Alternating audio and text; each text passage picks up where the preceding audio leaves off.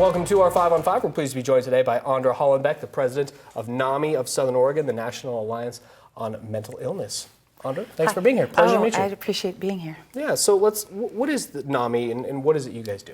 So the National Alliance on Mental Illness is an organization that reaches out to offer support, education, and advocacy for people who suffer from mental illness, and those are our 3 prongs of service. We have several programs that are educational programs that we provide for people if they come across a mental illness in their family or friends, or just it's part of their job. We offer community groups the opportunity to have a presentation on mental illness. If they're interested, they can call us for an In Our Own Voices presentation. We offer support groups for family and friends with people that have mental illnesses, and for people themselves, the peers themselves that have mental illnesses. We have support groups. And then we advocate through the national organization and through our state representatives. We work with the legislature to promote good treatment, effective treatment, equitable treatment for people with mental illnesses. Okay, and so how many people would you say you serve here in the Rogue Valley in Southern Oregon? In a year, hundreds probably within that range. We don't have a specific number because we reach and touch so many people with our programs and in different areas. And we work both in Jackson County and Josephine County. So it's both counties have groups and organizations that work extensively.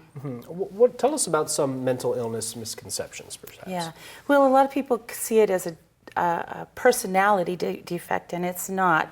It's a physiological illness that affects the brain. It's a brain disorder, and it can be treated through physiological means and through therapeutic means, but it is a physiological illness, one that's treatable, and but because it's a behavioral illness, sometimes people misperceive the person's behavior and don't see it as an illness, but see it as a personality problem, and it's not. Okay, all right, we're going to take a quick break. Not much more in a moment. Stay with us. Welcome back to our 5 on 5. Again, we're here with Andra Hollenbeck, the president of NAMI, the National Alliance on Mental Illness, right here in the Southern Oregon chapter. So Andra, what are the signs of mental illness? Usually if you notice a serious change in a behavior, or if they're acting differently than they normally do, that's usually an indicator that something might be going on. And it's important to talk with a person and ask them how things are going, or if there's something untoward that they're experiencing. So dramatic changes in behavior are probably one of the first indicators. And of course, every illness has its own kind of characteristics. And so that would be a point where you would want to inform yourself, or just get information from a professional, either a doctor or a psychiatrist or a physical doctor, a general practitioner. Okay, and what if someone is watching this and they know of someone who they think may need help, or they themselves need help? What should they do? What steps should they take? Definitely contact your healthcare provider. I mean, that's the first thing. Get an evaluation from your personal physician, and ask the physician, explain the symptoms to your physician, and say to the physician, do I need to see a psychiatrist or have a further evaluation?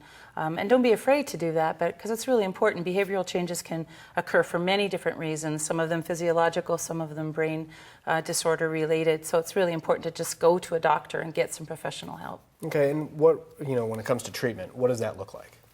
Treatment can be a variety of treatments, often involving medication, often involving counseling or therapy, and it depends on the illness itself. Sure. There's many more medications that are available to help people with brain disorders, and people can live entirely symptom-free lives with the right treatment and the right therapies. Okay, now if anybody's interested in contacting the organization, is it best to do that online or by calling? Yeah, either one. We have a website which is NAMI-SO.org, and that's namiso.org. And then we also have a phone number. We have a library down here in the Health and Human Services building, and you can go there to get more information about NAMI and get resources and books and DVDs and tapes and that sort of thing. And that phone number is 774-7872.